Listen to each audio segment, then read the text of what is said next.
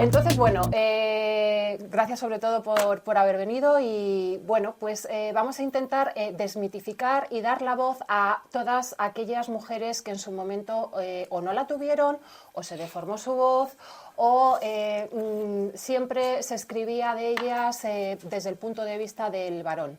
La mujer en Roma, para empezar a hablar de ella, podemos empezar con la pregunta de ¿qué es ser mujer en Roma? ¿No? Eso es lo que te voy a decir, querida Calpurnia.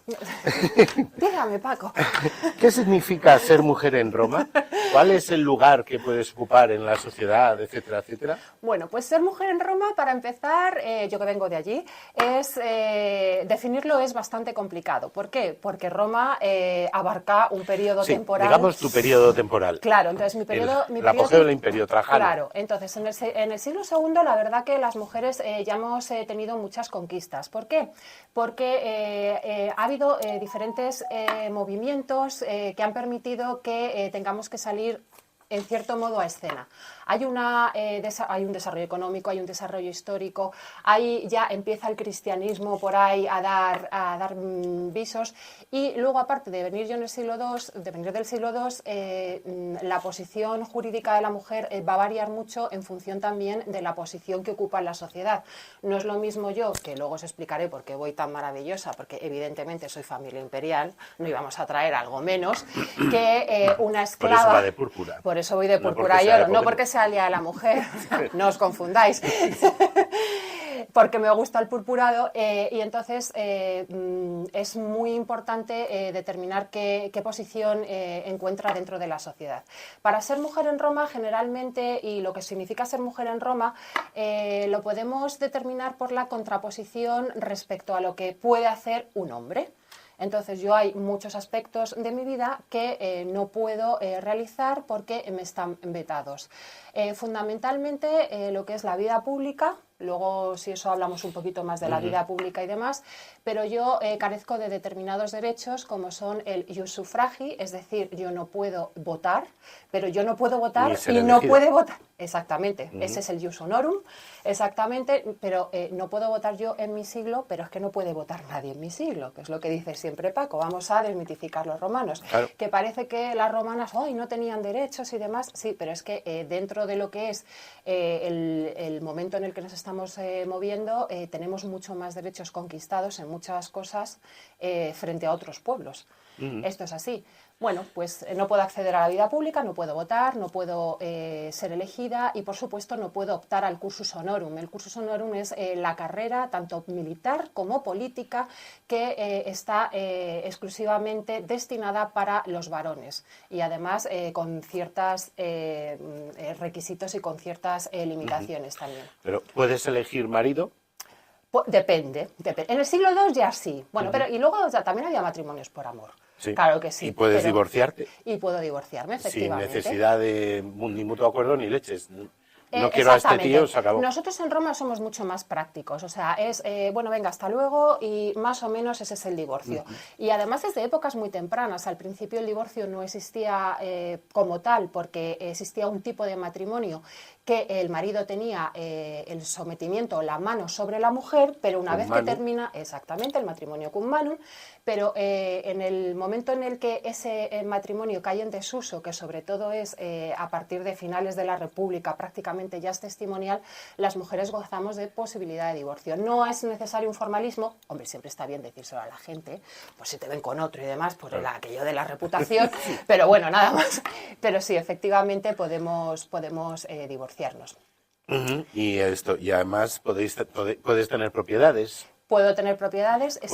Puedes trabajar. Puedo trabajar. En función de tu clase social. Es verdad que las ricas no pueden trabajar porque estaría mal visto, pero la mayor parte de las mujeres, digamos, sí trabajan. Efectivamente. Trabajan de todo, quiero decir, salvo de soldados. Exactamente. Dentro de lo que es el mundo del trabajo, también hemos conquistado muchas cotas de poder. Fundamentalmente conquistamos el tema del trabajo también a finales de la República. ¿Por qué? Porque a finales de la República se dan una serie de acontecimientos históricos y económicos que determinan que nosotras las mujeres tengamos que dar un paso adelante. ¿Por qué? Porque hay una crisis política, unas guerras civiles, hombres que no están, entonces alguien se tiene que hacer cargo de lo que hay. Entonces, parafraseando a una señora famosa que tienen ustedes ahora, a finales de la República las mujeres ya no lloran, las mujeres facturan, literalmente. Entonces, a partir de ahí, pues poco a poco se permite, y ya desde tiempos muy anteriores, por ejemplo en el siglo V, con la ley de las 12 tablas, siglo V antes de Cristo, ley de las 12 tablas, la mujer ya puede tener propiedades, puede enajenar esas propiedades, puede heredar si es una mujer sui juris, luego hablamos de lo que significa ser, porque yo soy una mujer sui juris, por supuesto, una mujer sui juris puede heredar, por supuesto, y efectivamente puede realizar todo tipo de negocios. Tanto es así que el poder de la mujer no viene determinado tanto por las cotas que alcanza ni a nivel público, que no puede, ni a nivel político, que tampoco puede, sino por su capacidad económica. La capacidad económica es la que va a desarrollar esas cotas de poder que poco a poco la mujer va a ir conquistando o no conquistando, sino que no le queda otra. Y así, efectivamente, hay muchas mujeres dentro de lo que son las clases más bajas que realizan cualquier tipo de actividad relativa al comercio y profesiones liberales y demás. Sí que es cierto que hay algunas profesiones que están vetadas para las mujeres. Por ejemplo, nosotras no podemos ser banqueras. Pero sí que podemos, por ejemplo, prestar determinadas cantidades y, de hecho, ustedes luego ya lo conocerán porque yo tengo gafas del futuro por epigrafía. Ana Patricia. Exactamente. Que dentro de lo que es la epigrafía pues hay préstamos, luego incluso mis hijos pueden representarme a mí en determinados negocios, y en cuanto a las clases sociales no está bien visto, clases sociales altas me refiero, no está bien visto el que trabajemos, pero sí que es cierto que como tenemos una acumulación importante de patrimonio y tenemos un enriquecimiento pues por herencia, porque podemos recibir bienes en herencia, por rendimiento de esos bienes, porque podemos administrar esos bienes, y por mil historias más, pues sí que podemos realizar determinados negocios, como por ejemplo la inversión. Hay mujeres, de hecho, y no hay diferenciación, y hay mujeres que invierten en bienes inmuebles, en navieras. Incluso arriesgan su patrimonio y parte de su patrimonio en transacciones comerciales marítimas, o sea que efectivamente nuestro ámbito de actuación no me acuerdo ahora del nombre, pero hay una mujer de Sucro, de una ciudad que estuvo en Valencia, que fue muy famosa porque tiene un montón de aras dedicadas en distintas ciudades, que era propietaria de una fábrica de materiales de construcción. Eso es. O sea, que quiero decir que es algo que aparentemente es poco femenino para lo que vemos en las películas sobre esa época, ¿no? Pero quería incidir en una cosa que más o menos hemos conservado, bueno, lo de Cummano y Sinemanu, hasta hace poco todavía íbamos a pedir la mano, ¿no? O sea, que eso viene de ahí. Sí, efectivamente. Esto viene de ahí. Y luego, pero quería que habláramos de la dote, porque la dote es algo que todavía nuestras madres, a los que somos mayores, el tema de la dote, y más en los pueblos, perdona, sí. Pero la dote que hasta hace poco todavía existía y era un poco pues como la ajuar y todo eso, para Roma, creo que era, y nos lo vas a explicar mejor que yo, como un capital, digamos, que es propiedad de la mujer, y aunque se divorcie después, o sea, que ella aporta al matrimonio, pero que puede retirar del matrimonio. Es como la garantía económica de que no tiene por qué aguantar a un tarugo de marido, por decirlo de algún modo, ¿no? A ver, sí, efectivamente, esa es una de las finalidades, y otra de las finalidades es no dejar desprovista a la mujer si el tarugo del marido se dedica a despilfarrar esa dote. La dote tiene como origen lo que hemos hablado del matrimonio cum manu. ¿Qué significa el matrimonio cum manu? Significa que la mujer deja a su familia de origen y pasa a lo que es el poder de la familia del marido. Entonces, la dote tiene una significación especial en ese tipo de matrimonios, porque digamos que la mujer puede perder en cierto modo derechos, e incluso derechos patrimoniales a la hora de heredar. Entonces, hay una evolución de ese matrimonio que se consagra en lo que es el matrimonio sine manu, que significa que la mujer no pasa de su familia original a la del marido, sino que se mantiene bajo lo que es el poder de su familia. Ahí la dote efectivamente deja de tener esa consideración como de protección de la mujer, pero también es cierta garantía para la mujer. ¿Por qué? Porque la mujer, la dote en primer lugar es una atribución económica de bienes inmuebles, muebles, dotes, de lo que sea, ¿de acuerdo? Que dan a la mujer, ya sea el paterfamilias o algún familiar, generalmente suele ser así. Y la mujer en un primer momento esa dote no la puede administrar. Cuando se ven los estragos que ocurren con las dotes, lógicamente lo que se procura es que la mujer tenga poder, y vamos a ver que la mujer muchas veces está tutelada. Entonces su familia va a controlar esa dote. Además, al principio la mujer, como no tenía disposición de esa dote, se la entrega una especie de peculio. Peculio es una cantidad de dinero, de bienes y demás que pueden administrar las personas que siempre están sometidas a otra persona, ¿de acuerdo? Las personas alieni iuris, es decir, no son sui iuris, sino que siempre están sometidas a al poder de otra persona.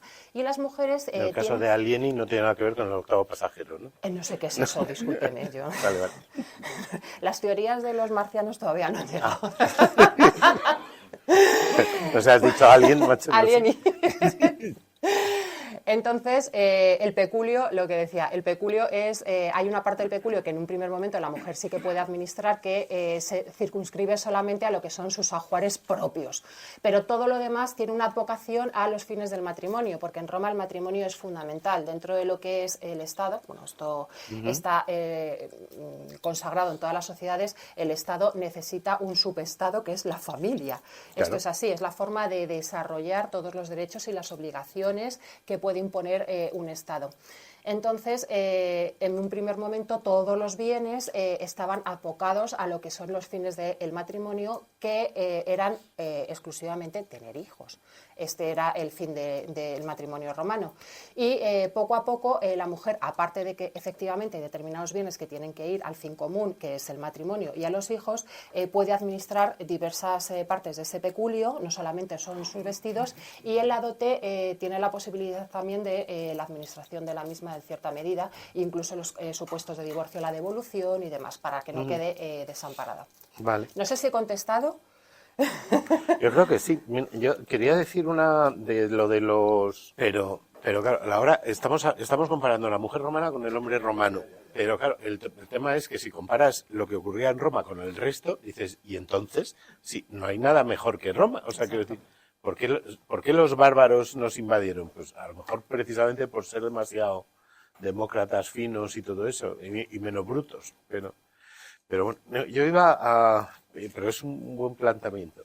Iba a comentaros, Plinio el Viejo, en su Naturalis Historia, hace listas de cosas. Entonces, en el libro 35 hizo una lista de pintoras mujeres, artistas mujeres, que, por ejemplo, dice Timarete, hija de Niso, pintó a Diana, que está en Éfeso, Irene, pintó una muchacha que está en Eleusine, Calisto pintó un viejo y un maestro de batalla llamado Teodoro, Alcístene pintó un bailador, Aristartete, hija de tal discípulo suya, pintó a Esculapio, Lala Cicena pintó en Roma con pincel, un montón de gente. No hubo mano más ligera en la pintura que la suya, supo tanto del arte que aventajó mucho en el precio de la pintura de su mano al de las imágenes de los más célebres pintores varones de aquel tiempo. Luego está Helena de Egipto, Olimpia, etcétera, etcétera.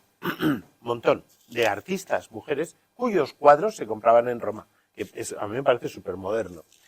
Y añadiré a continuación que de los siglos V al XV, las únicas pintoras que conocemos por su nombre son evidentemente iluminadores o ilustradoras de libros religiosos, y su número asciende a 6, desde el siglo V al XV.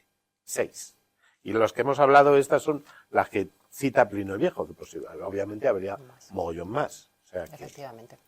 Quiero decir que las profesiones no son solo inversiones o cuando ha dicho ella profesiones liberales, pues eso, hasta el punto de que puede haber pintoras que vivan de su arte. Exacto. Cosa que en este siglo es complicado. O sea.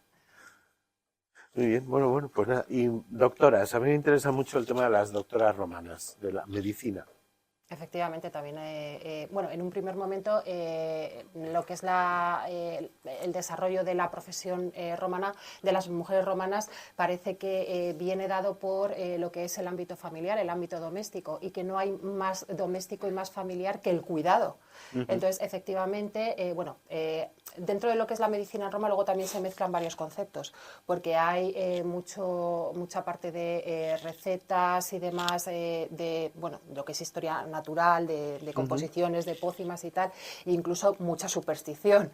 Y las mujeres, de hecho, tienen un especial protagonismo en todo lo que es el tema de pócimas, hasta tal punto que en la época, por ejemplo, incluso de la República, a mediados de la República, hay incluso juicios por grandes envenenamientos de mujeres hacia sus maridos. No sabían cómo quitárselos de meditar.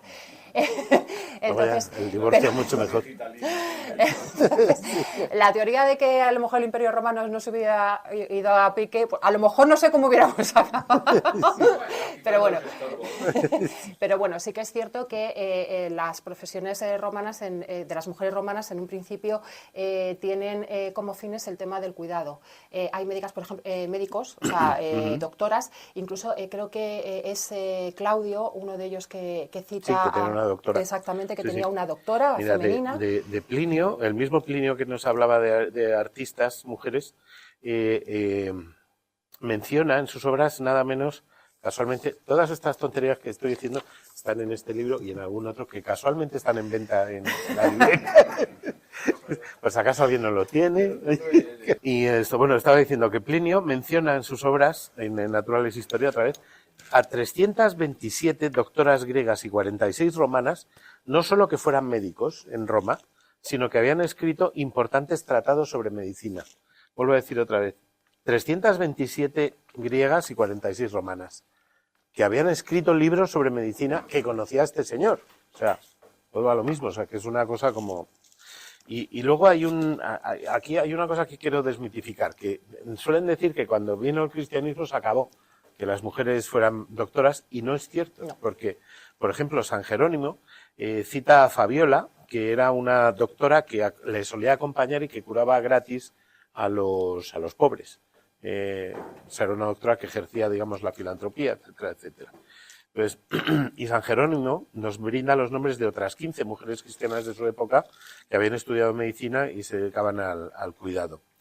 Y incluso hay un epitafio también famoso, creo que es de Siria, que está en el libro, no lo voy a buscar para no aburriros, que también es de un marido que a su mujer, que era doctora y cristiana, o sea, porque dice, espérame en Cristo y no sé qué y tal y cual, e igual que has sanado a toda la familia y a todo tu pueblo y tal. O sea, que quiero decir que esto de las profesiones, pues vuelvo a lo mismo. O sea, quiero decir, si comparamos a las romanas con las personas que no vivieran en el imperio, por decirlo de algún modo, no sé, las mujeres de Partia, aparte que no sepamos nada de ellas, nada. Primero, ¿por qué no sabemos nada? Y segundo, ¿crees que hacían algo? ¿Pintaban algo? Yo creo que no. O sea, que eran generalmente la mujer en el mundo antiguo, generalmente, ¿vale? Porque tenemos otros ejemplos, por ejemplo, en Egipto, que no tiene nada que ver. O sea, que es que, ojo, cuidado con lo que... O sea, las afirmaciones categóricas fuera, siempre fuera. Pero sí que es cierto que la mujer en Roma, efectivamente, la parte de la vida pública estaba vetado y eso es incontestable, pero existen determinados ámbitos en los que la mujer romana puede desarrollarse, ya sea el comercio, ya sea, por ejemplo... Bueno, esto es muy significativo, que me gustaría tratarlo porque... dentro de lo que es la mujer romana y dentro de lo que es el derecho y la historia de Roma, no saben muy bien dónde meter a la mujer, porque están los ciudadanos y luego hay como un grupúsculo de mujeres que el derecho que siempre va por detrás de la sociedad, siempre intenta regular situaciones que se suele encontrar. Entonces, cuando el derecho regula algo, es que eso se está produciendo.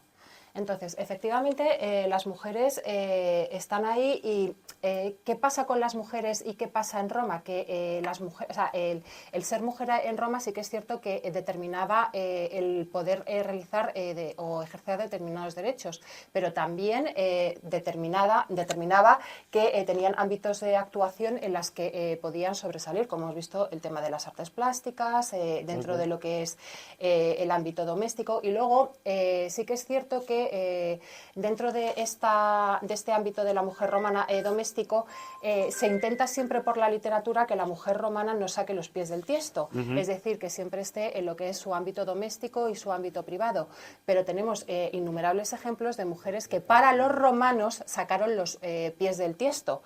Podemos hablar de las abogadas. Yo es que como Sí. soy abogada, en este siglo, yo es que voy y vengo. Tengo ahí un... Entonces podemos, por ejemplo, hablar... O sea, de una vez alguien necesita una abogada en el siglo II, luego os paso su teléfono, no sé. Eso. Estoy en el A la foro. izquierda, a Estoy la izquierda, en la Basílica Julia, saliendo a la Ahí izquierda. sí, exactamente, ahí estoy yo con Bueno, mi en su puesto. caso, saliendo a la derecha. Entonces, pues esto es un tema que, por ejemplo, sorprende, porque parece que está siempre dentro de lo que es el ámbito doméstico, pero la mujer realiza determinadas actuaciones dentro de lo que se supone que es la vida pública. Acompaña a los maridos a los espectáculos, puede ir al foro, incluso pueden escuchar ¿cómo se llama esto? Las sesiones del Senado. Hay alguna que otra que las intenta interrumpir a gritos, una señora llamada Fulvia, por ejemplo. Sí. En fin, que hay diversos ejemplos. En cuanto a las mujeres abogadas, en principio no había una restricción en el derecho romano de que las mujeres pudieran ejercer la abogacía. Entonces, hubo diferentes supuestos. La primera de ellas es Mesia, que se representa a sí misma, como tiene la necesidad de pedir justicia por intereses propios, pues ella misma se representa sobre esos intereses. Luego, por ejemplo, también tenemos alguna estela funeraria de otra que, curiosamente, en vez de calificar a esa mujer como que es honesta, que es la mayor virtud de Roma, y de la mujer romana la califica como una mujer fuerte. ¿Por qué? Porque esta mujer, aparte de pedir justicia en la época de las guerras civiles de finales de la República, también instó determinados procedimientos judiciales por bienes que habían sido atacados dentro de lo que son su familia. Otro ejemplo que tenemos es Afrania, que también fue abogada. ¿Qué pasa? Que a los hombres, en general, el tema de que la mujer se inmiscuyera en situaciones públicas o espacios públicos que se consideran propiamente del hombre no les gustan mucho. Y, de hecho, una de las cualidades fundamentales de la mujer romana es estar callada, tácita, muta. ¿Por qué? Porque se supone que es una característica fundamental de la sumisión y de la pudiquitia, que es un concepto que acompaña a lo que es la virtud de la mujer romana. Entonces, una mujer que se va al foro o en un estrado defiende sus intereses, por los escritores, de hecho, no dicen que habla, sino que ladra. O sea, se les quita la posibilidad de hablar en público. ¿Por qué? Porque una mujer, cuando te argumenta... Ojo, cuidado. Me imagino que a muchos, hombre, Cicerón a lo mejor era complicado, pero a muchos yo creo que yo me lo echaría en cara, Cicerón, ¿eh? Sí. Yo me lo echaría en cara. Hortensia. Vamos a hablar de Hortensia, que Hablemos también... de Hortensia. Hablemos de Hortensia. ¿Qué pasa con Hortensia? Bueno, dentro de lo que es el mundo de la mujer hay antecedentes. El primero de ellos es una serie de leyes suntuarias que lo que exigen es la prohibición de que la mujer romana vaya con excesivas joyas, que tenga una forma específica de vestir, que el púrpura no lo utilice y que en público se muestre recatada y cauta. Yo he venido hoy precisamente vestida así porque soy una anti-ley opia. Absolutamente, en el siglo II eso está más que superado. Y de hecho hay una revuelta por parte de las mujeres para que esa ley, que es totalmente injusta porque se les exige una determinada imagen, se derogue. En cuanto a Hortensia, el tema del protagonismo de Hortensia es que Hortensia lidera y da voz a más de 1.400 mujeres en el año 43 a.C. ¿Por qué? Porque como estábamos en las guerras civiles, los unos pegándose con los otros, los hombres para acá, para allá. Contra Octavio. Exactamente. Y venga y dale. ¿De dónde sacamos el dinero? De las joyas, del patrimonio de las mujeres y demás. Y las mujeres, obviamente, dijeron, bueno, pues ya está bien, porque encima os estamos sufragando aquí los jueguecitos y las batallas del uno, el otro y el de más allá. Y Hortensia en el año 43, nada más y nada menos, se dirige y presiona al Senado para que ese impuesto, ese dicto que se había promulgado se elimine. Y lo consiguieron, lo consiguieron. Y además lo consiguieron frente a personajes tan importantes como Catón el Viejo, que en un primer momento dijo que nada de hacer caso a las mujeres y tal. Claro, no, la verdad es que lo de Hortensia es la bomba porque no es como la primera manigorda, que nos entendamos, en la que las mujeres dicen que argumenta que puesto que no tenemos los derechos civiles, como ella antes ha dicho, no tenemos derecho a ser elegidas, no tenemos derecho a elegir contra quién se hace la guerra, ¿por qué vamos a tener que pagar impuestos? Las mujeres estaban exentas de ese tipo de impuestos y mucho menos con las joyas. Y luego Hortensia añade, dice, si la guerra fuera contra los galos o si nos estuvieran invadiendo, éramos las primeras que íbamos a donar todo lo que tuviéramos para defender la patria. Dice, pero ¿quién nos va a invadir? ¿Contra quién es este peligro? Entonces, quiero decir, es un discurso que todavía se estudia en derecho. Y que es, vamos, una argumentación perfecta, o sea, que lo lees y terminas aplaudiéndole, Hortensia, o sea, porque es una auténtica maravilla. Y claro, ¿por qué había hortensias y por qué había profesionales y todo eso? Porque, o sea, las mujeres, ¿podíais ir al cole? Sí. ¿Ah? Sí, pero podíamos ir al cole, pero generalmente la educación... Las niñas iban al colegio. Bueno, no, generalmente las niñas se quedaban en casa y incluso tenían maestras, o sea, femeninas. Pero sí que es cierto que nuestra educación difiere de lo que es el hombre. Pero aprendían a leer y a escribir. Pero aprendíamos, exactamente. O sea, una mujer que no sepa leer ni escribir, exactamente, difícilmente va a encontrar marido, ¿no? Eso es. Entonces, todo el tema, o sea, literatura, griego, por supuestísimo, si eran de clases altas y demás, sí, pero sí que es cierto que nuestra educación está siempre más advocada a lo que es el ámbito doméstico y la familia, mientras que al hombre se le educa más, lógicamente, a lo que es la vida pública. Pero sí que es cierto que hay mujeres que se interesan por temas que no son propiamente femeninos. Entonces, por ejemplo, tenemos a Julia Domna y demás, que bueno, pues tiene foros de discusión y demás, y entonces... sí. Pero había colegios mixtos. Sí. Otra cosa es que fueran, bueno, colegios. Era la escuela romana, ya sabéis, era un pórtico en la calle donde no llueva mucho y tal, y los niños que vengan van pagando y tal. Pero había niñas y niños, da igual. Y no volvió a haber una escuela en la que se admitieran mujeres, una escuela básica en la que se admitieran mujeres hasta el siglo XVIII.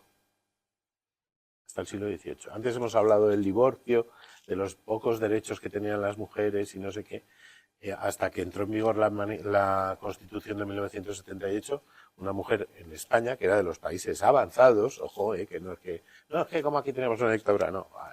A ver, ojo, que en esa época por ser homosexual en Inglaterra te metían en la cárcel. Y, por ejemplo, La vida de Brian, la peli, que se estrenó en el 79, en Gran Bretaña estuvo a punto de no estrenarse porque existía entonces allí todavía el delito de blasfemia. Delito que no existía en España, por ejemplo.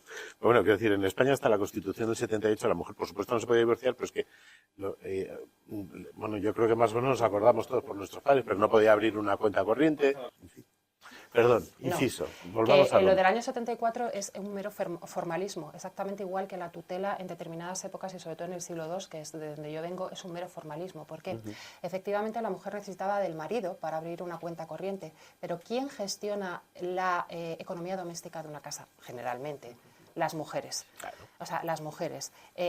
María, ¿tengo dinero en la billetera? Esto es así. Pues exactamente ocurre igual en Roma. O sea, en Roma la mujer se considera siempre se nos considera una eterna incapaz porque tenemos una debilidad mental o porque no podemos gestionar muy bien los negocios porque nos falta experiencia, nos pueden engañar y demás. Y se crea también una institución jurídica que es la tutela sobre las mujeres sobre todo sui iuris. ¿Qué pasa? Que sobre todo a raíz de Augusto eso no interesa, primero por todo lo que es las leyes para incrementar el tema de la natalidad, y la tutela queda como algo totalmente un formalismo. O sea, la mujer está administrando, está gestionando, lo que pasa que necesita a un señor para determinadas trámites. Pues, lo del 74 es que es el ejemplo claro de lo que pasa en Roma. Pero el ejemplo claro, es más, en el derecho justinianeo el tema del tutor ya ni aparece, o sea, que es que esto es así.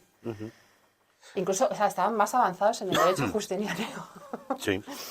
de qué manera la sociedad romana, bueno, hemos dicho algo, pero de qué manera la sociedad romana intentaba controlar a las mujeres? Controlar. Bueno, la primera... Algo bastante imposible. Sí, dentro de sus posibilidades. Acabaré con una frase que os va a gustar a todos. Dentro de las posibilidades, bueno, la limitación primeramente viene determinada por la imposibilidad de actuar en espacios de carácter públicos, como hemos visto. Es decir, no puede votar, no puede ser elegida, no puede estar dentro de lo que es las campañas militares, con la salvedad de que hay algunas mujeres que sí que están dentro de lo que son ámbitos militares. Nunca ha habido un general, por favor, no estoy diciendo eso, ni un centurión, ni una soldada romana. O sea, no hay evidencias, pero sí que es cierto que en las élites se acompañaban por la familia. Entonces, no sé qué estábamos... el tema de la limitación sí. De la mujer. ¿Cómo nos controlan? Pues en primer lugar, hay 3 formas de controlarnos. La primera es el padre de familia. Generalmente cuando la mujer pertenece a una familia, pues está sometida a lo que son los poderes del padre de familia. Pero, ¿qué pasa? Que los poderes del padre de familia sufren una evolución y una limitación por determinadas circunstancias. Puede pasar que el padre de familia se muera, entonces, ¿qué pasa con las hijas? Pues que las mujeres se convierten en mujeres sui iuris, es decir, no tienen a nadie que tenga un poder o una facultad sobre esas mujeres. No tienen tutor, ¿no? No tutor, o sea, no tienen a lo que es no es lo mismo un padre de familia que un tutor. Es decir, el padre de familia tiene una serie de facultades, digamos, casi absolutas en un principio y luego se van limitando. Cuando la mujer se convierte sui iuris porque el padre se muere, el padre generalmente suele designar en un testamento un tutor, si no lo designa suele ser un pariente cercano, a veces puede ser el marido y demás. Entonces, bueno, pues con el padre de familia siempre intentan jugar para que la mujer, esas esferas de poder en las que no se puede mover, por ejemplo, para determinadas acciones judiciales o para determinados aspectos negociales que ella no puede hacer, que tenga a un varón siempre que pueda hacer esa tramitación. ¿De acuerdo? Otra forma de controlar a la mujer es con el matrimonio cum manu. O sea, si tú pasas a lo que es la mano del marido o del pater familias del marido, porque si el marido no es sui iuris, está sometido además está sometido a un padre de familia. Pues en este caso también la mujer estaría sometida a lo que es los dictados del marido. Y las mujeres sui iuris no son independientes, o sea, tienen altas cotas de poder, pero no tienen una independencia absoluta, porque siempre nos va a quedar esa tutela mulieris, que es una tutela residual para determinados actos, pero sí que es cierto que las hubo. Y las puede haber, pues ya le digo, por el tema de que se muera el padre. Hay determinadas incluso sacerdocios, hay un sacerdocio específico de mujeres que son las vestales. Las vestales son sui iuris. ¿De acuerdo? ¿Quién ejerce el tema de la tutela y tal? Ahí, bueno, pues hay debates, ya hay teorías y tal, que es el pontífice máximo y demás. Luego incluso hay dentro del derecho un acto jurídico que es una ficción de la venta de la mujer para luego recomprarla, para que esa mujer sea sui iuris. En fin, que hay muchas formas de poder llegar a esa situación y que la mujer tenga, pues dentro de lo que son sus limitaciones, ese poder. En cuanto a más limitaciones, pues tenemos limitaciones, por ejemplo, también a la hora de castigarla. Hemos hablado de las vestales, o sea, no hay un castigo más terrorífico. Bueno, hay castigos terroríficos, el parricidio y todo esto, pero las vestales, por ejemplo, cuando rompen sus votos, son enterradas vivas, si no voy sin comida. No hay una condena similar. Porque no se les puede ejercer violencia sobre ellas. Ya, pero... Claro, o sea, esto es como lo de Lucrecia, me violan y encima me matan. Ahora iba a hablar de Lucrecia. Entonces, o sea, es como la dignidad de la mujer, o sea, encima que me violentelan... Sí, pero las vestales, que eran 6, no eran más, porque las vestales, parece que hay mogollón de gente, no eran 6.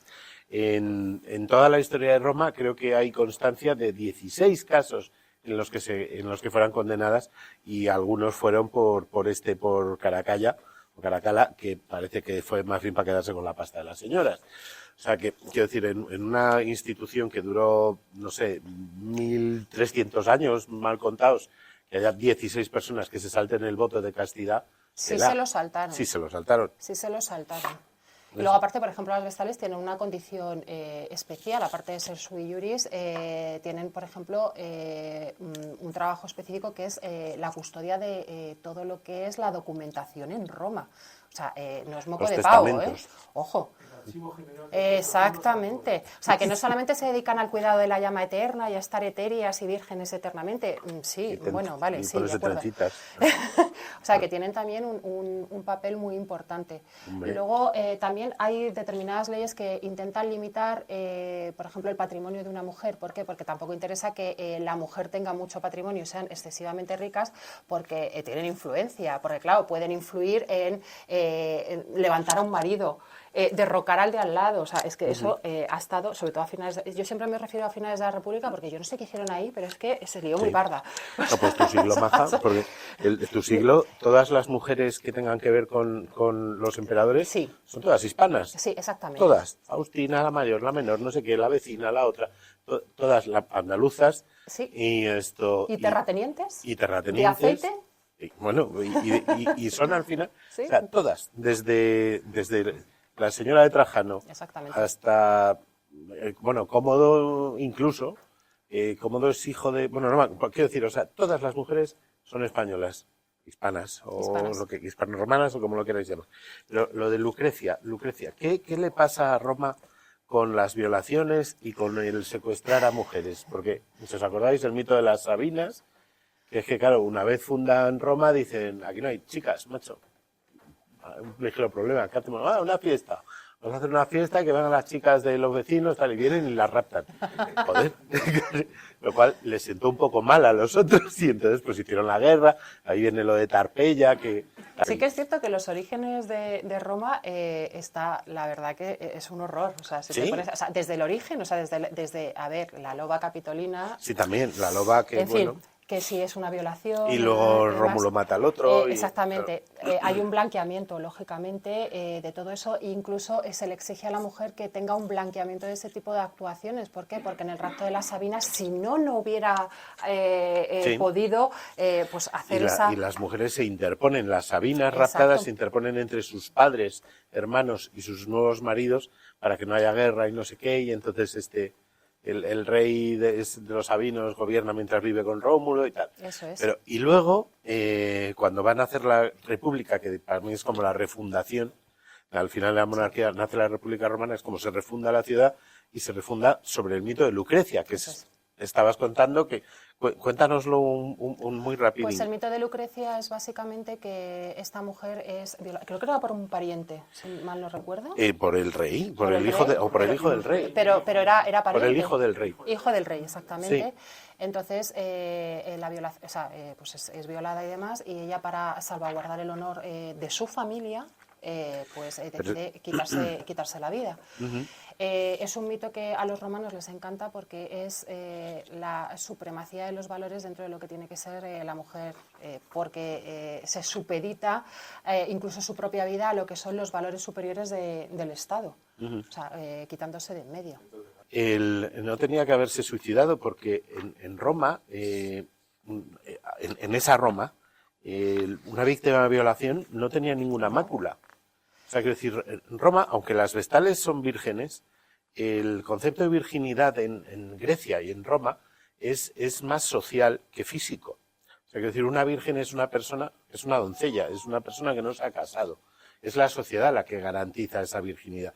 Pero ningún médico, ni las doctoras, ni ningún médico griego cita jamás ninguna membrana interior de las mujeres que se pierda en ningún caso. O sea, no hay una virginidad física, hay una virginidad social. Y son las otras mujeres las que garantizan que una mujer es virgen, pero en el sentido, insisto, social, en el sentido que es joven, que no se ha casado, que no conoce varón, como dicen en la Biblia, pero en el sentido, no en un sentido... Entonces, quiero decir, si eres violada, sigues siendo virgen. ¿Sabes? O sea, sí, en cierta época, luego ya no. Pero a Lucrecia se la utiliza como lo que son los valores de una mujer que parece que está manchada, aunque por violación efectivamente no tenías que pero para garantizar la imagen exactamente de lo que es su familia. Eso es así. Pero mira, he encontrado una cita sobre las mujeres, lo que decías de las mujeres abogado, de cómo eran criticadas las mujeres por su intervención en el derecho. Esto lo dice Máximo Valerio. Juvenal, ¿no? Juvenal. Juvenal. Dice, nunca ha habido un pleito que no haya sido comenzado por una mujer. Si acusada no es ella la que acusa. Ella forma el jurado, ella es la prueba, y si la dejaran instruir, al mismísimo Celso el abogado le enseñaría cómo hacer un alegato y exponer su caso. O sea, hete aquí que efectivamente había un poquito de envidia. Absolutamente. Y en fin, y siguiendo con el tema de la mujer, la violencia ejercida contra la mujer, etcétera, etcétera, ¿qué ocurría? Hemos dicho que, bueno, que la mujer está sometida dentro de un orden al varón romano y todo eso. ¿Existía la violencia doméstica en Roma? Existía, claro que existía, obviamente. ¿Y cómo era vista o...? Vamos a ver, depende de la época. En mi época estaba muy mal vista, obviamente. Lo que son los orígenes de Roma, puesto que el padre de familia y el esposo tienen esos poderes absolutos, se consideran que es una facultad más. Incluso hay aspectos tan chocantes para la época que la mujer, por ejemplo, no podía beber. Se consideraba que era un vicio para las mujeres el beber. Y existía supuestamente una prueba, el beso, exactamente, para determinar si la mujer había bebido. Pero eso o sea, eso es una de las cosas que hay que coger con pinzas, porque el ius usculum realmente también es el derecho que tienen los parientes hasta el tercer grado de darte un beso, y sin que se considere falta de castidad o de pudicitia. Sí, pero por ejemplo en los textos literarios, por ejemplo, se establece que hay determinados maridos que tienen que guardar bajo llave lo que es el vino para que las mujeres no se despendolen, o sea... Hay de todo, hay de todo. Entonces, lo del beso, sí, efectivamente, es la teoría más plausible dentro de eso, pero que incluso hay algunos aspectos que podemos decir que se ejerce un control sobre la mujer, efectivamente. Ah, hombre, sí, pero Catón el Censor, en el 234 a.C., bueno, no por ahí, pero sí, en el 200 a.C., más o menos decía que es mejor ser buen marido que buen senador. Y añadió, el hombre que golpea a su esposa o hijo pone manos violentas sobre lo más sagrado de las cosas sagradas. O sea, quiero decir, en el siglo III antes de Cristo, aunque luego haya brutos, que los ha habido por desgracia, siempre ya había gente que defendía que evidentemente no se podía golpear ni maltratar en ningún caso, en ningún motivo a la mujer. Y ojo, lo que le pasaría a uno de estos, que ahí no había leyes del sí es sí ni leches en vinagre, que cuando le pillara la familia de ella o simplemente la sociedad, o sea, ya se podía ir un poquito lejos, sí. Porque desde luego lo más probable es que como poco dejara de ser ciudadano romano por indigno y por... Pero bueno, o sea, quiero decir que es que y vuelvo a decir lo mismo, la violencia, la serie de Roma empieza...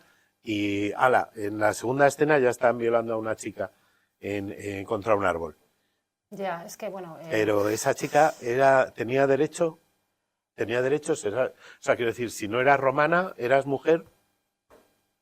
Es una pregunta curiosa. A ver, mujer eras, evidentemente. Ya, pero... Dentro de lo que es el derecho... es que ahí te has metido en un jardín, ¿eh? O sea, te has metido en un jardín.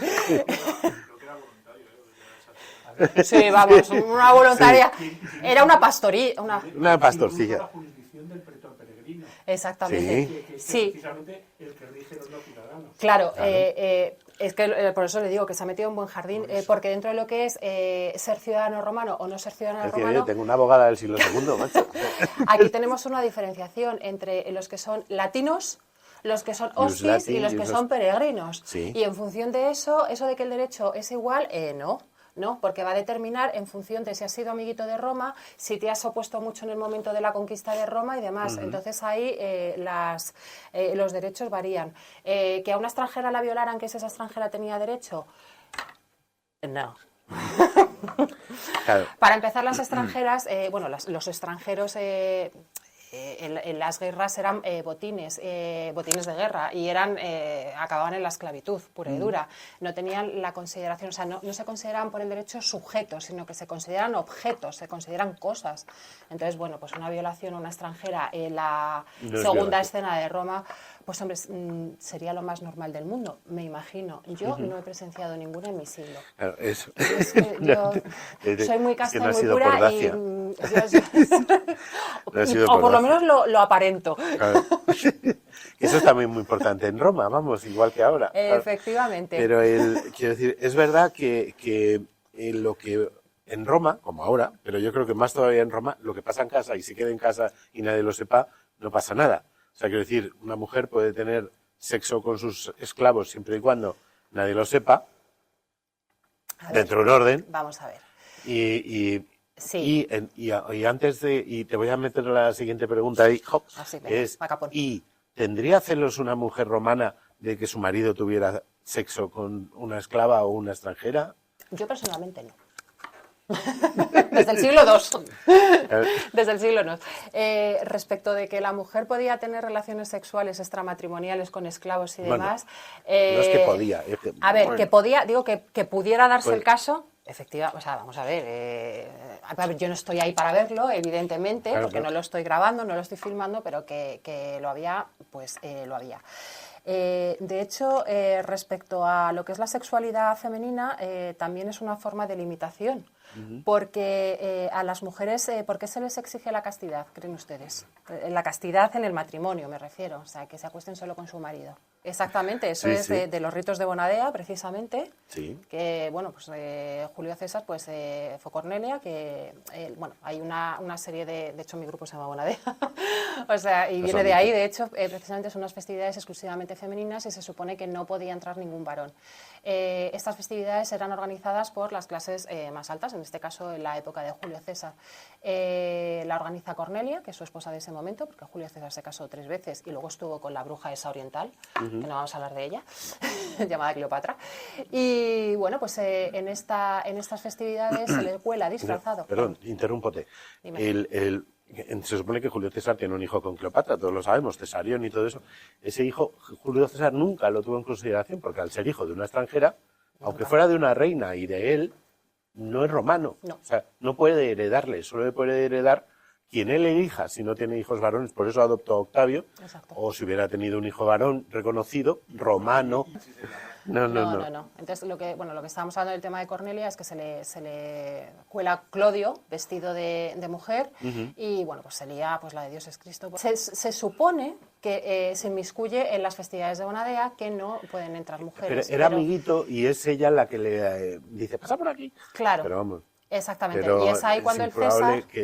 Que si andaban juntos no se va a meter justo el día que no hay ni un tío. Es más, cuando se celebraban las festividades de la Bonadea, los animales domésticos machos también eran expulsados de la casa. Exactamente. O sea, ni un gato macho, ni... Vamos, si es de mujeres, es de mujeres. Claro. Esto es así. Sí. Mira, me habías hecho otra pregunta. Sí. El tema de... El tema de... vamos a cambiar de tema mientras me acuerdo. Es que no me acuerdo. Claro. Los hijos, la legitimidad. Los hijos, la legitimidad. No, sí, el tema de las gracias. O sea, quiero decir, las mujeres tienen 3 gracias en Grecia y en Roma. Las griegas son muy horteras, como son las griegas. O sea, son Aglaya, que es la belleza, Eufrósine, que es el júbilo, y Talia, que es la abundancia. Pero las 3 gracias romanas, esto se supone que es qué virtudes tienen que tener en equilibrio las mujeres. Las romanas son la castitas, que es evidentemente la castidad de la que hemos hablado, la pulcritudo, que es la belleza, en este caso, y también la limpieza y todo lo demás, y la voluptas, la voluptuosidad. O sea, se supone que una buena matrona, una buena mujer, tiene que tener estas 3 gracias en equilibrio. Y en cambio, claro, si eres demasiado voluptuosa, o demasiado casta, o demasiado pulcra, pues, hombre, si eres demasiado pulcra no creo que pase nada, pero desde luego, si eres demasiado voluptuosa, a lo mejor es más complicado, ¿no?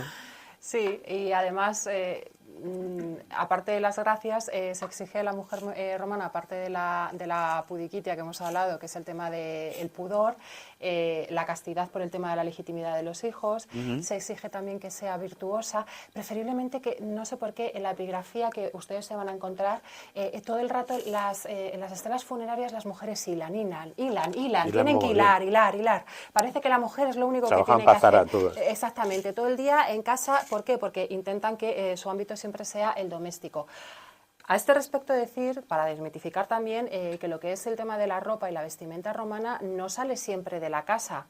Es decir, sí que se exige como una de las virtudes de las matronas romanas. Augusto, por ejemplo, está enloquecido con que las mujeres tejan y tal, pero hay una absoluta industrialización de tejidos. Claro. De hecho, hay una tesis doctoral del tejido romano de Alfaro Giner que es espectacular y es una industrialización. O sea, que la mujer hay no tiendas está... de ropa donde puedes comprar casi por tallas Sí, la ropa. XL. Claro, sí. Bueno, XL era más pequeña que la L, claro. Era un lío.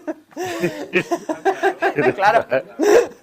En fin, es que ahora tallamos mal las cosas. Claro, es que yo no sé, un poco por desmitificar el tema de la vestimenta romana, tenemos una imagen bastante distorsionada, sobre todo por el cine. Nos presentan, bueno, hemos hablado de la serie Roma, nos presentan a mujeres absolutamente descocadas, desnudas, con el pelo suelto y demás.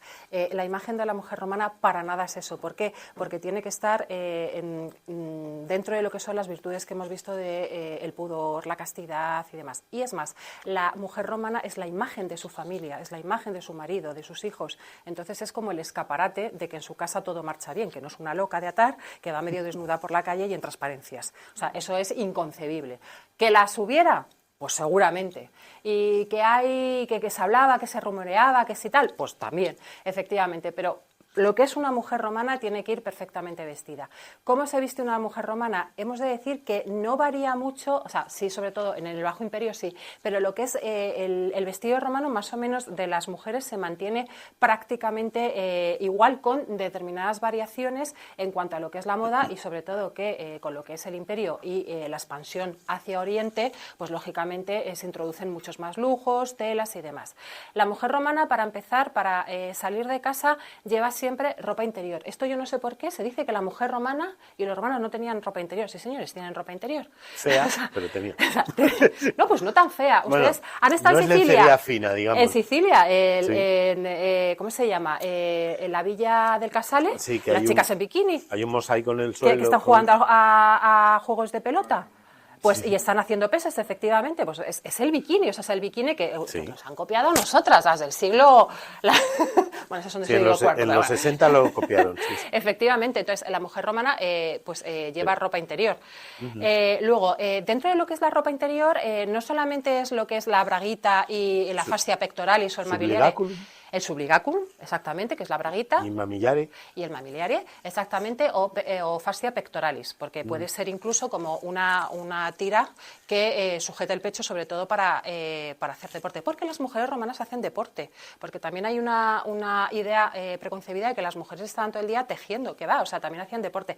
Es más, incluso hay determinados textos en los que se dice que, por favor, las mujeres dejen de entrenarse como gladiadoras, debían ser como las crossfiteras de la época, porque es que era como de por Dios, o sea, estas tías, ¿qué están haciendo? O sea que el tema de la lucha gladiatoria no solamente son los gladiadores en los anfiteatros, o sea, todo eso, sino que había entrenamientos privados, o sea, como el que va al gimnasio, esto es así. Y entonces, lo que es la ropa interior no solamente está compuesta por eso, sino también por túnicas interiores, que la mujer duerme con ellas y sale a la calle con esas túnicas interiores. O sea, una mujer romana que ustedes vean en cualquier serie de televisión con una sola túnica que se le esté viendo el brazo y tal, incorrecta totalmente. La mujer va tapada, y va tapada con túnicas interiores. Yo llevo mis túnicas interiores, que por supuesto no las voy a mostrar, porque soy una mujer con mi pudiquitia hasta arriba, a tope de pudiquitia, pero sí les puedo mostrar lo que son las túnicas exteriores. Entonces, las túnicas, sobre las túnicas interiores se superponen las exteriores. Las exteriores se llaman estola. Generalmente las clases sociales altas, pues lógicamente van a ser pues sedas, de materiales siempre más nobles. Que traía desde China, valía una pasta. Exactamente. Pero sí, y se pirriaban por la seda. Ahí, en cuanto al tejido, es curioso. Yo ya me voy por los cerros de Úbeda. La seda es de las telas más golosas para las mujeres romanas. Pero es que hay otro tipo de tejidos, como es bordados de oro, o sea, oro puro. Amianto se utiliza en los tejidos también. Amianto en los tejidos. Sí, claro que se morían. Bueno, y con el maquillaje de plomo. Maquillaje de plomo. ¡Buah! Y de cerusa y de todo. Antes muerta que sencilla. Exactamente. Entonces, o sea, que sí que pensamos que la mujer romana y el hombre romano es solamente con lana. No, señores, el algodón también existía. Si ustedes van por ejemplo, a Pompeya, el lino, por supuesto. En Pompeya hay al lado hay un museo en el que se han encontrado trocitos de tejidos y hay algodón, hay lino, hay lana, hay bueno, la seda está un poco más así, pero vamos que... Y luego estaba la tela de cos. Tela de cos. Era como un tejido, como lo que en las estatuas es como tela mojada, en las estatuas griegas o helenísticas. Se supone que era un poco ese efecto, que era así como muy diáfana. Exactamente. Luego incluso de un mejillón específico, no sé el nombre, lo tendría que mirar, un mejillón que está prácticamente extinto, que tienen unas barbas, de ahí incluso se sacaban también esas barbas para realizar tejidos transparentosos. Y es impresionante, o sea, que es que sí que había bastante, lo que hemos dicho, industrialización del tema del tejido. Bueno, me voy. Estola. Entonces, la estola es, digamos, la parte que se va a ver por la gente que va por la calle. Siempre la mujer romana va ceñida, siempre, siempre, siempre. ¿Por qué? Porque la mujer romana tiene que ir conforme a los dictados de esas virtudes que hemos dicho. Sobre todo, además, cuando está casada y tiene hijos. Eso de ir la mujer suelta, sin cordones y tal, únicamente se las deja en unas festividades específicas que se llaman matronalias. ¿De acuerdo? O sea, que siempre tiene que ir... Es el Día de la Madre que ha sido hace unos días. Exactamente, sí, así hace unos días, es verdad. Dentro de lo que es además el ceñirse este tipo de prendas, existen una serie de adornos que indican que la mujer está casada e incluso también que la mujer ha tenido determinado número de hijos. Es súper importante porque es un avance para la mujer que en la época de Augusto las mujeres que son ingenuas, es decir, que siempre han sido libres, han nacido libres y nunca han caído en esclavitud, que hayan aportado 3 hijos al incipiente imperio, al Principado, llevan una simbología específica y están exentas de la tutela mulieris, o sea que es súper importante. Y si has tenido 4 hijos, en el caso de que seas liberta, es decir, que en algún periodo en algún momento de tu vida tú hayas sido esclava y se te haya liberado de esa condición. Entonces, eso se refleja también en el vestido de la mujer romana. Los cinturones que siempre van debajo del pecho, nada de esas cosas que se ven en el cine, atados por todos lados hasta aquí, que no se puede, eso no existía, o sea, sobre todo es debajo del pecho y a veces con joyas cruzadas indican que es una matrona. ¿Qué significa matrona? Mujer casada con hijos, eso es lo que significa. Y eso le dice al tío que se cruza por la calle, ni me mires, o sea, ojo, porque no, o sea, no estoy a tu alcance. Bueno, y luego para salir a la calle, porque evidentemente... Un momento, inciso. Sí. No estoy a tu alcance. El tema de ¿cómo se dice en la ley esta de que estaban todo el rato diciendo lo que no hay que tocar es lo del consentimiento? En Roma el consentimiento no es suficiente. No. O sea, quiero decir, es ilegal tener relaciones sexuales con una mujer que no sea tu mujer, una esclava o una prostituta. Aunque te diga que sí, o sea, aunque te lo diga mucho, aunque te persiga por la calle, sí, que esté enamorada de ti y de tus huesos, no, es ilegal, muchachos, te vas a meter en un lío. ¿Sabes? Entonces quiero decir, eso, luego obviamente había de todo como en todas partes, ¿no? O sea, pero, quiero decir, la ley lo que dice es que no se puede tener sexo fuera de esos ámbitos. Volvemos a lo mismo, también para controlar un poquito la cuestión. Y otro inciso. Tengo entendido que el mamillares se solía llevar muy apretadín porque porque el tener, digamos, excesivo pecho era sinónimo de ser mayor. ¿Es verdad o no es verdad? A ver, sí que es cierto que, y esto es biológico, o sea, que cuando has tenido hijos y has amamantado, generalmente el pecho crece. Entonces, sí que es cierto que puede ser por el tema de la condición de mayor. Luego... Las mujeres en Roma, en el siglo II, ahora ya no, procuraban siempre parecer más jóvenes de lo que eran. Eso es algo ahora no.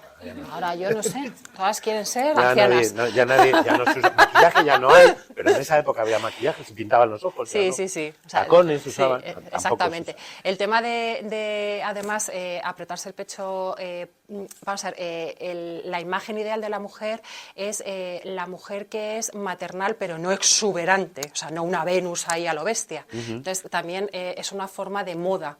que entronca con las virtudes que estamos viendo de las matronas romanas. Entonces, no se puede ir de Venus por la vida, entonces los atributos tienen que ser más bien maternales. De hecho, las representaciones de Livia y demás no son sensuales, son más bien con un aspecto, pues eso, con un pecho de haber criado, o sea, pero no sexualizado. No se considera. Termino ya con el vestido porque me quiero sentar, porque este señor no me deja. Sí. Y este señor no manda sobre mí porque yo soy su iuris. Sí. Entonces, termina el tema de la vestimenta romana con lo que ven aquí, que es el velo que envuelve todo el cuerpo, y para salir a la calle se utiliza, bueno, luego hay modificaciones, en el siglo II pues hay veces que no lo sacamos y tal, para lucir peinados, determinados peinados, pero es lo conveniente, porque se considera también que la mujer tiene que estar oculta. La pala o el pallium, que es lo que llevo, tiene que medir más de 4 metros para poder envolver a la mujer. Efectivamente, en lo que son las partes interiores, pues se quita porque es incómodo. A ver, también es cierto que... No va a llevar el pelo ahí... Las mujeres también se hacen acompañar de personas que las van acomodando, igual que a los senadores. O sea, un senador togado por la calle es imposible que se mueva. O sea, tenía que llevar generalmente de 2 a más esclavos que fueran constantemente colocándole los pliegues, porque es que no te puedes menear. En cuanto a lo de los tacones, también estaban inventados. Claro. Estaban inventados porque las ciudades romanas, para empezar, que tenemos una visión de que una ciudad romana es una cosa blanca e impoluta. No, señores, estaban llenas de porquería, por no decir otra cosa. Entonces se utilizaban zapatos también a la hora de salir que te cubriera el pie. Antes de esto, tienes aquí un paraguas. Una umbrella. Ahí es a donde quería llegar, que se llama... Umbrella. Umbrella. Umbrella. Como en inglés, ¿qué quiere decir umbrella? Sombrecilla. Sí. Sombrilla, literalmente, claro. Sombra pequeña. Las mujeres romanas estamos obsesionadas con estar blancas. Yo, desde luego, vamos, estoy marmórea. ¿Para qué? Para demostrar que no tiene que trabajar al aire libre. Le suena, ¿no? Le suena eso de no trabajar al aire libre. Entonces, las sombrillas se utilizan, generalmente se utilizan por las mujeres. Por los hombres se considera que era una cosa afeminada ir con una sombrilla por la calle. A ver, yo creo que si estabas en África, pues a lo mejor estaba... Bueno, si la usaba sombrero, ¿no? Claro, exactamente. Y sí que se utilizaban siempre para... Aparte de un montón de recetas que existen, por ejemplo, has citado a Plinio el Viejo, tiene cantidad de recetas para blanquear la piel. Popea, por ejemplo, utiliza leche de burra, no solamente la bruja de Oriente. Utilizan también agua con limón, limón con sal para las marcas, porque estar marcado en la sociedad romana es horroroso, o sea, porque puede significar pues que has sido esclavo y demás. Lo de ser blanco, yo de los 14 a los 17 años viví en México. Y allí las chicas no se ponían morenas. O sea, y hablo de hace 7 o 8 años, como mucho. Que no se ponían morenas porque se consideraba, estaba mal visto ponerse morena, porque entonces parecías lo que no eras. O sea, que quiero decir que esto de hace 1800 años de ser blanquita... Mira, es que justo acabo de encontrar el discurso de Hortensia. Ah. Sí. Es una maravilla este libro. Sí. Claro. Casi que lo leas tú. No, porque, joder, es abogada, yo lo voy a hacer mal, seguro. ¿Por qué deberíamos pagar impuestos cuando no tenemos ninguna parte en los honores, las jefaturas y la política, en las que competís el uno contra el otro con tan perjudiciales resultados? ¿Por qué estamos en guerras, decís? ¿Cuándo no ha habido guerras y cuándo se ha impuesto alguna vez tributos a las mujeres que estén exentas por su sexo entre toda la humanidad? Nuestras madres hicieron contribuciones cuando estáis en peligro de perder hasta la misma ciudad debido al conflicto con los cartagineses. Pero en ese entonces las romanas contribuyeron voluntariamente y no de sus tierras, sus dotes o sus casas, sin las cuales la vida no es posible para las mujeres libres, sino solamente de sus propias joyas e incluso conforme a lo que ellas mismas quisieron dar. ¿Cuál es ahora la alarma para el imperio o el país? Dejad que venga la guerra con los galos o con los partos, y entonces no seremos inferiores a nuestras madres en el celo por la seguridad común, pero nunca contribuiremos para guerras civiles ni os ayudaremos a uno contra el otro.